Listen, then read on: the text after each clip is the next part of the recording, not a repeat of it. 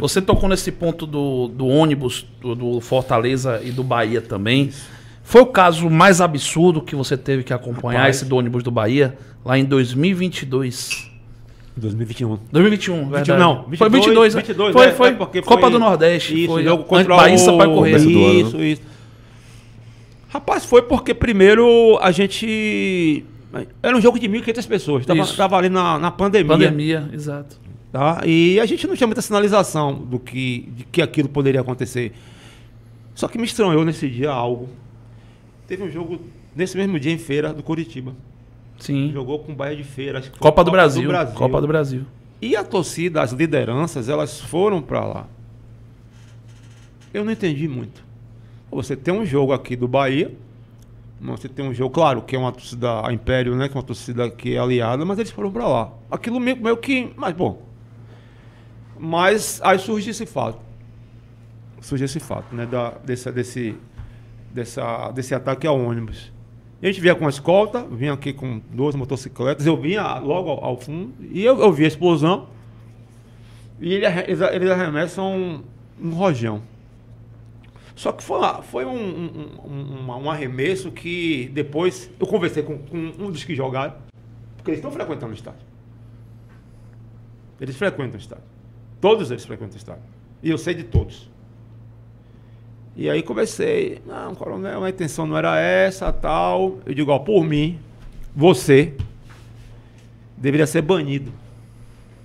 A pena que a gente não está aqui. Se a gente tivesse outro país, você estaria banido de frequentar estádio de futebol. Porque para mim você é um fanático psicopata. Não por essa ação, porque você já se envolveu em outras ações. E são sempre os mesmos, viu? Não se engane, não. São sempre os mesmos. Você tem um problema ali, São Caetano, ônibus, isso, Sussuarana, as mesmas pessoas envolvidas. Mesmas. Tá? E disse ele, você não tem a mínima condição de frequentar um espetáculo futebolístico. Mas eu não posso impedir que você entre. E continua frequentando. E esse fato, Emílio, foi um negócio impressionante. Quando eu fui olhar o ônibus, o artefato, ele pega no vidro e sai pelo outro lado. Que loucura. Ele sabe, e pior que quando ele pega no salvação, vidro, né? ele pega no vidro, ele ganha força e sobe. Porque na minha cabeça, ele vai pegar no vidro, ele vai diminuir a velocidade. Vai explodir lá dentro. Vai explodir lá dentro, se descer, desce mais baixo. Mas ele entra de um lado do ônibus e o orifício de saída está mais alto. Ou seja, quando ele entra, ele parece que ele ganha mais força. E aí atinge o goleiro, Danilo Fernandes. Pega ali Matheus Bahia.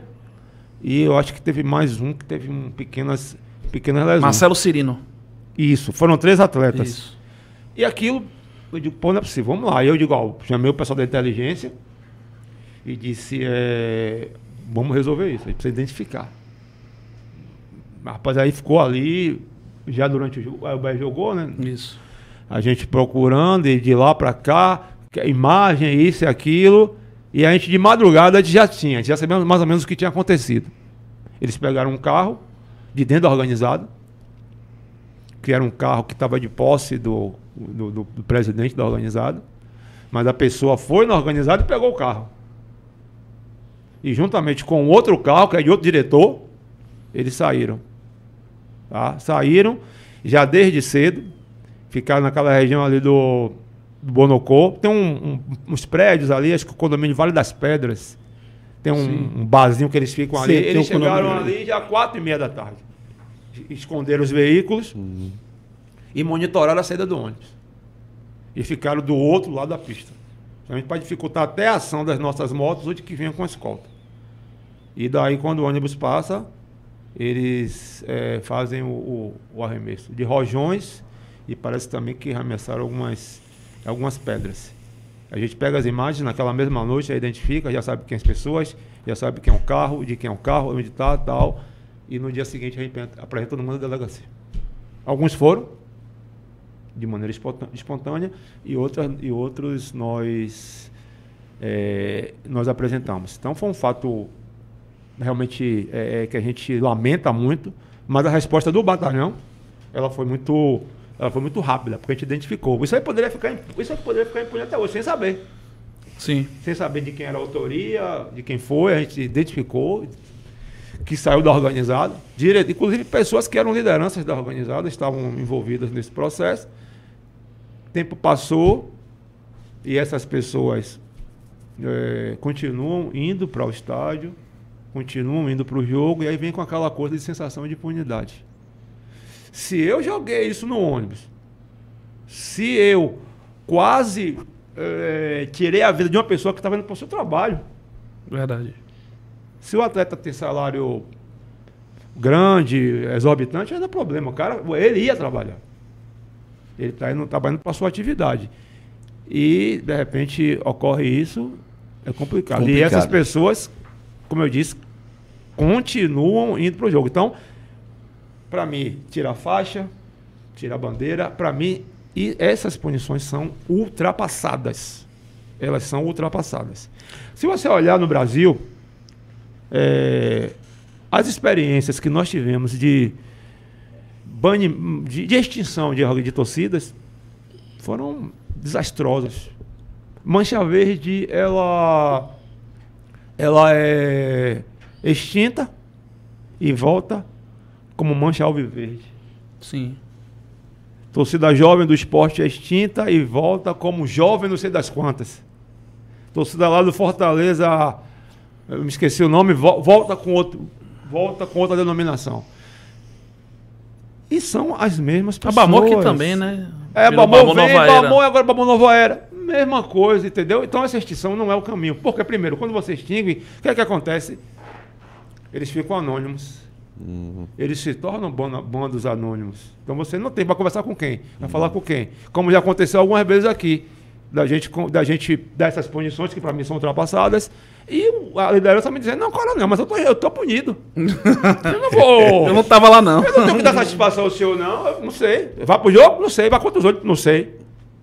Entendeu? Onde eu quero chegar? Então eles ficam anônimos. E talvez o Bavi 2017 tenha sido essa questão do anonimato que tenha feito com que aqueles problemas acontecessem. Então a extinção não é o caminho. Claro que isso é uma posição minha, é uma posição da doutora Thelma, que a gente labuta com isso, mas as pessoas, às vezes, o torcedor... pune, extingue a organizada que resolve. Se você extinguir a organizada, você vai piorar. Você não vai melhorar, porque você não vai ter com quem conversar, você não vai ter liderança. Por exemplo, o cara vai ter o sinalizador, eu vou proibir que faixa? Nenhuma. Você entendeu? Então, a extinção, ela para mim, Tenente Coronel Elbert, claro que isso aí eu não sou, isso aí não é pacífico, né? Até mesmo entre as forças de segurança. Isso é uma ideia, isso é um posicionamento meu. Mas eu tenho esse posicionamento, mas eu justifico esse posicionamento. Sim. Tá? Falo de situações práticas, falo de exemplos de outros estados que não deram certo. Então, repito, é punir você, Ulisses. É punir você, Emílio. Emílio, você que é Vitória, você disse até com a camisa vermelha. Rubro-negro. Não nego. Fã de Léo Condé. Aí eu nego. Aí eu nego. Cometeu hoje, Emílio, o problema. No outro jogo, você vai estar lá no BEP, tá? 2 horas antes, assistindo lá, Ben-Hur, né? O que é que falta pro G-Crim voltar? A gente vem solicitando, é questão mais da justiça, mas é algo muito importante para a gente conseguir punir com imediatismo. Uhum. A punição atrelada ao imediatismo, Ulisses, isso você não sabe o ganho que a gente tem com relação, sobretudo, a essas situações de violência dentro do futebol. Porque, como eu disse, a pior coisa é você não permitir que um torcedor ele acompanhe o seu time do coração em um jogo de futebol. Principalmente decisões, enfim, jogos mais críticos. A gente vem pedindo, inclusive, como eu disse, vocês têm uma audiência muito grande aqui e que a justiça nos ajude, né, nos socorra nesse processo, porque para o futebol e para a minimização, claro que a gente não vai acabar, mas para minimizar esses fatos, com certeza a punição, que é a curto prazo, ela nos dá um retorno muito, muito positivo.